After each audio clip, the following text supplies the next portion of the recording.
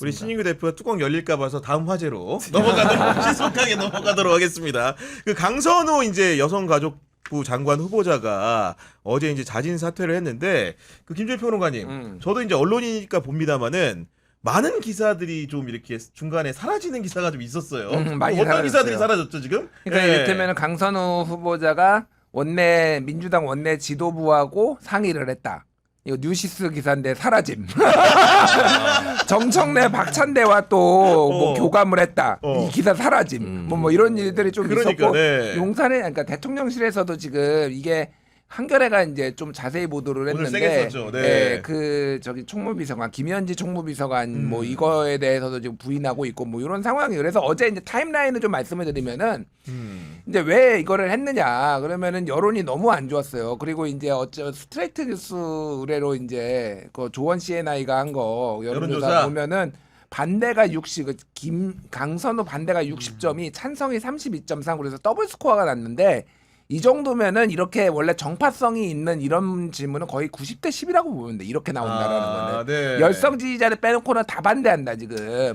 그러니까 여론에 부담이 되고 당내에서도 이제 자진 사퇴론이 나오고 뭐 김상우 의원 상우가 좀 그만해 여기서 쫓겨나면 안 돼. 살살 좀 해 상우가. 그만해. 뭐 그러니까 막 이런 얘기들이 막 나오고 그러다 보니까 이제 이재명 대통령이 한 건데 어제 원로들하고 낮에 오찬이 있었어요. 네. 한 20명이 있었는데 거기에서 강선우라는 이름은 안 나왔지만은 인사 문제를 가볍게 여겨서는 안 된다라는 네. 조언이 나왔고 그게 1시 40분에 끝났어요. 그러니까 여기 오신 분들이 봤더니 정동영 통일부 장관 후보자, 함세용 신부, 이부영 자유언론실천재단 명예이사장 이런 분들이 오신 거죠. 그러니까. 예, 네. 그러니까 원로들 뭐 유명하신 분들 20명 정도 있었어요. 그러니까, 근데 네. 여기에서 인사 문제에 대해서 조언을 하고 그 식사가 1시 40분에 끝났고 그러니까 아마 대통령의 의중이 강선우 후보자한테 2시쯤 전달이 됐을 거예요. 그리고 2시 반에 강선우가 강훈식 비서실장한테 그만두겠습니다. 연락을 했다는 라고 거고. 얘기를 하고 네. 그때 이제 민주당에서는 의총이 열리고 있었고 2시쯤에 의총이 열리고 있었고 그다음에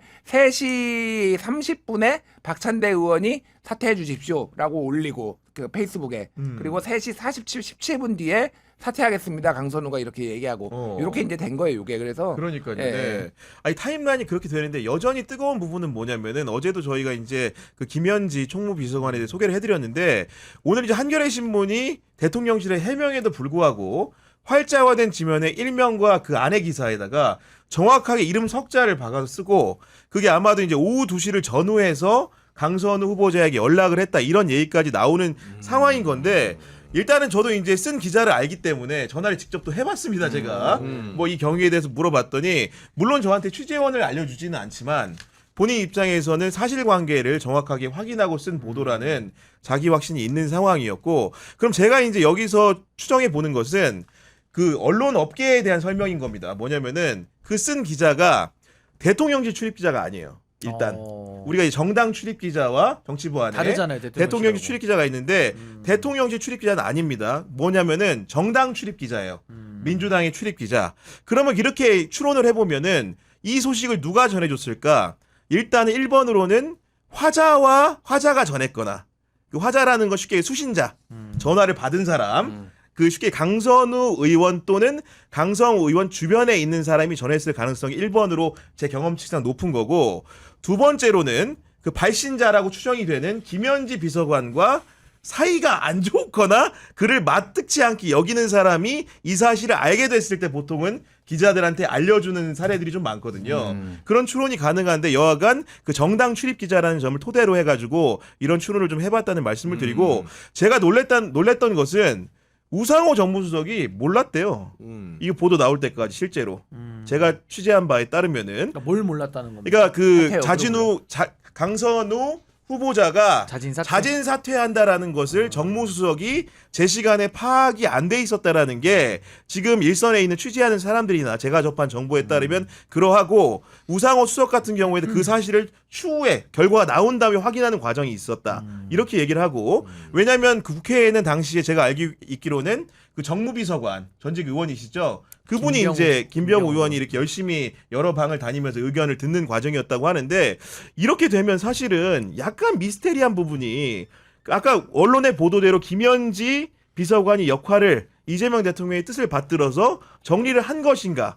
그럴 경우에 어떤 그 정치적인 해석이 가능한가? 이런 얘기들이 좀 있을 수밖에 없거든요. 네. 그게 아무래도 사실은 그 지금 민주당이 전당대회를 지금 앞두고 있기 때문에 지금 명심이 누구에게 있느냐 아마 그 논란과도 이게 좀 맞닿아 있는 부분이 있어서 네. 아마 관심들을 많이 가지시는 것 같아요. 그러니까 예를 들면 박찬대 후보 쪽에 좀 공간을 열어주려고 했던 거 아니냐. 그리고 전통적으로 지금 정청래 후보는 당원들의 지지를 좀 많이 받고 있다라고 지금 보여지는데 사실 강선 후보에 대해서 곧 장관 될 거다라는 공개 지지 선언까지도 했었기 때문에 네. 그런 모종의 두 후보의 좀 이렇게 결이 다르잖아요. 내용이 다르니까 아마 그거와 연관돼서 하는 것 같고 저는 뭐 그건 이제 해석의 영역이니까 그 뭐 해석으로 풀지만은 사실 강선 후보자 문제는 저는 좀 아쉬운 부분들이 되게 많아요. 그러니까 갑질 문제에 대해 가지고는 강선 후보자가 청문회를 하면 그걸 보고 판단하자라는 여론이 많았고 맞아요. 그 청문회 과정에서 정말 사실이 아니라면 적극적으로 그건 얘기를 하는 게 맞습니다. 이건 잘못됐고 아니고 이걸 해야 되는데 인정하는 전략을 썼어요.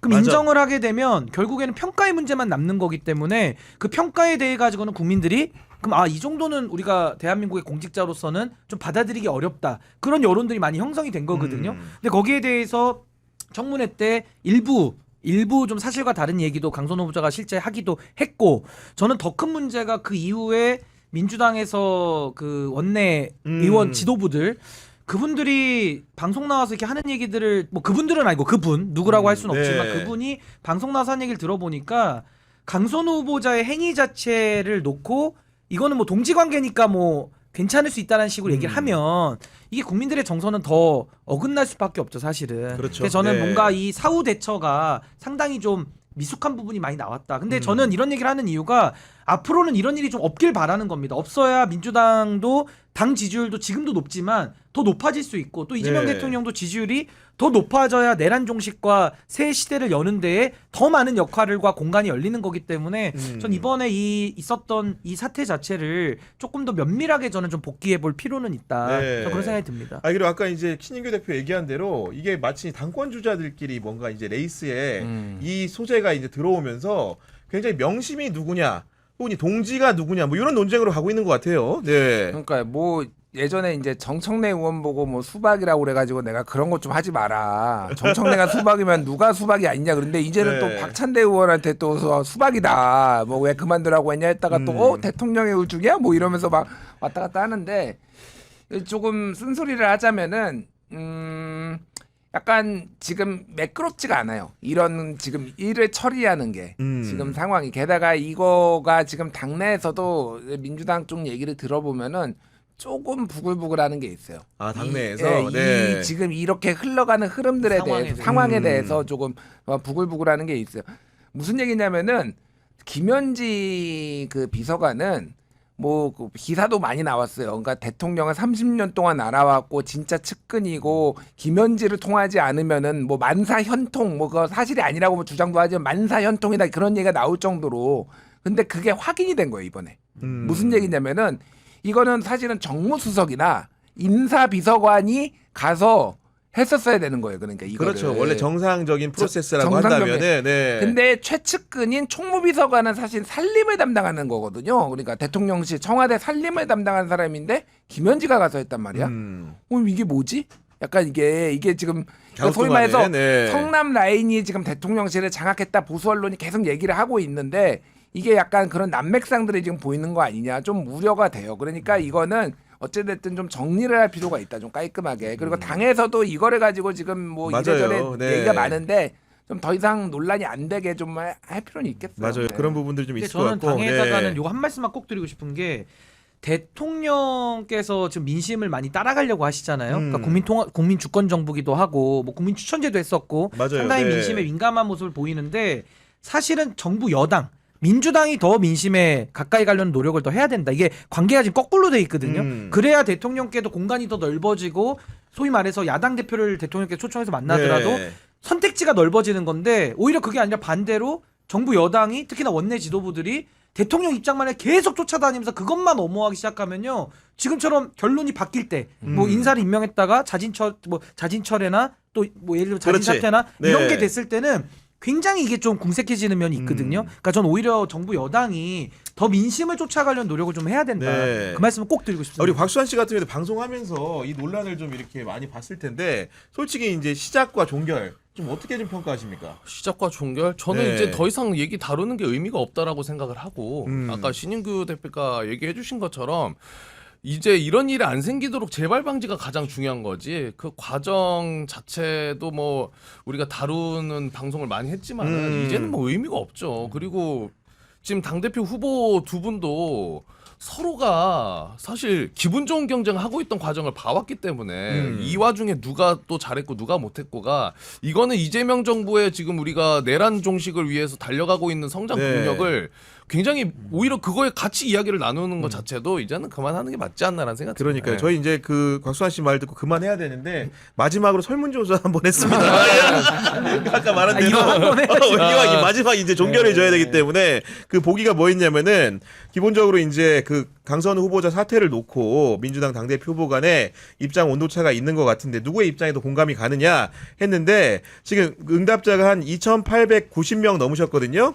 그중에 응답자 62%가 이재명 정부 성공 위에 어떤 것도 해야 했다는 박찬대 입장에도 공감이 된다 이렇게 말씀 주셨고 그 동지란 비가 오면 비를 함께 맞아주는 것이다 라는 그 정청래 후보의 그런 그 입장에도 공감이 간다는 응답은 38%였다는 점을 여러분께 말씀드리면서